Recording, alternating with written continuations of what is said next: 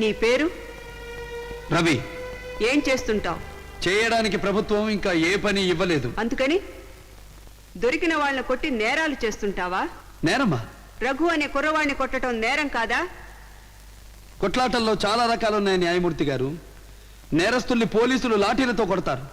దోషి జీవితాన్ని ఒక్క కలంపోటుతో మీరు దెబ్బ కొడతారు.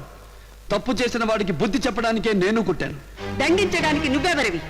జననీ జన్మభూమిశ్చ స్వర్గాదపి గరీయసి అని పవిత్రంగా భావించే ఈ భారతదేశంలో ఒక పౌరుణ్ణి. ఇక్కడ స్త్రీని తల్లిగా చెల్లిగా భావించే సమాజం ఉంది. ఈ సమాజంలో ఒక చీడ పురుగు ఒక ఆడపడుచు మీద చెయ్యి వేస్తే నేను చెయ్యి చేసుకున్నాను. కుమారి పద్మని పిలిపించండి. కుమారి పద్మ, కుమారి పద్మ.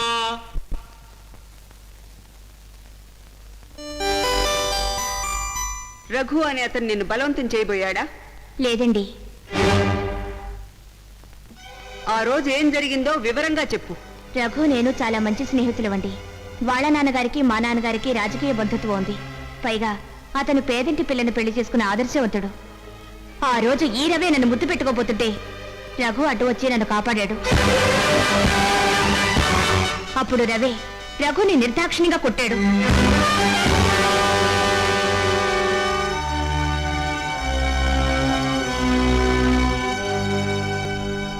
సాక్ష్యాధారాల బట్టి రవి నేరస్తుడని నిరూపించబడినది. ఐపీసీ 351వ సెక్షన్ అనుసరించి అతనికి 15 రోజులు జైలు శిక్ష లేదా 2000 రూపాయల జరిమానా విధించడమైనది. ఇదిగో అక్కయ్య, ఇదేం బాగలేదు. Silence, silence. సైలెన్స్ అంట సైలెన్స్. ఉండు మీ పని చెప్తా. ఇదిగో అక్క, ఇదేమన్నా నీకు బాగుందా? బాగుందా అంటాను. ఇది కోర్టు చేంబర్. అయితే నాకేంటి? ఇన్నాళ్ళు నా మొగుడికే బుద్ధి లేదనుకున్నాను. ఇప్పుడు నువ్వు కూడానా? మహాలక్ష్మి, వాడి సంగతి నీకు తెలుసు కదక్క. ఆడపిల్లలంటే వాడికి ఎంత గౌరవం. ఆ దొంగ ముంటే ఏదో చెప్పిందని వీడికి శిక్ష వేస్తావా? అరే, నేను అడుగుతుంటే సమాధానం చెప్పవేంటి? ఈ డబ్బు తీసుకెళ్లి వాడిని విడిపించు. అబ్బా, మా అక్క ఎంత మంచిదో. బంగారు అక్క.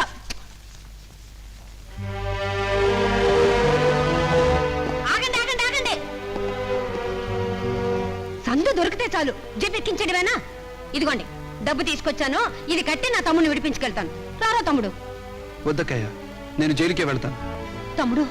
అవునక్క, నేను చేసింది నేరమని న్యాయమూర్తి నమ్మినప్పుడు, నా సాయం పొందిన మనిషి అబద్ధపు సాక్ష్యం చెప్పినప్పుడు నేను జైలు శిక్ష అనుభవించి రావడమే న్యాయం. ఒరే తమ్ముడు, ఒక్క పూట ఉప్పు తక్కువతేనే తినడం మానేస్తావు. ఆ జైలు కుడికి ఎలా తింటావురా? ఈ రోజు జీవితంలో తిన్న దెబ్బ కంటే జైలు కూడి తినడం కష్టం కాదులేక. కమాన్ కమాన్.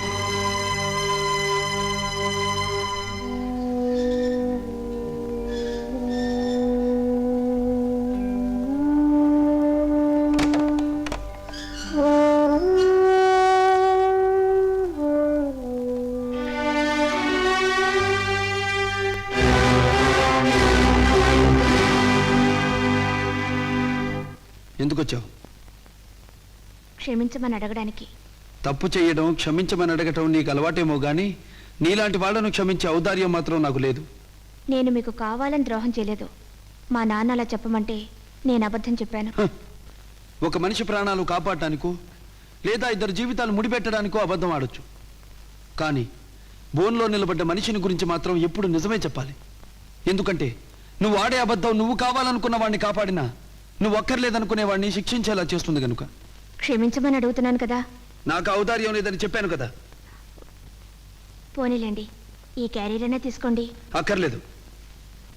మీరు రుచిగా ఉంటే గానీ తినలేరని మీ అక్కయ్య చెప్పడం విన్నాను. జీవితంలో మొట్టమొదటిసారిగా మీకోసం కష్టపడి వంట కూడా చేశాను. చూడండి, ఈ చెయ్యి ఎలా కాలిపోయిందో. తీసుకోరా. సరే, వెళ్తున్నాను. కానీ ఒక్కటి మాత్రం గుర్తుంచుకోండి, మీరు జైలు నుంచి తిరిగి వచ్చే వరకు అన్నమే కాదు, నేను మంచినీళ్ళు కూడా తాగను. ఆగు.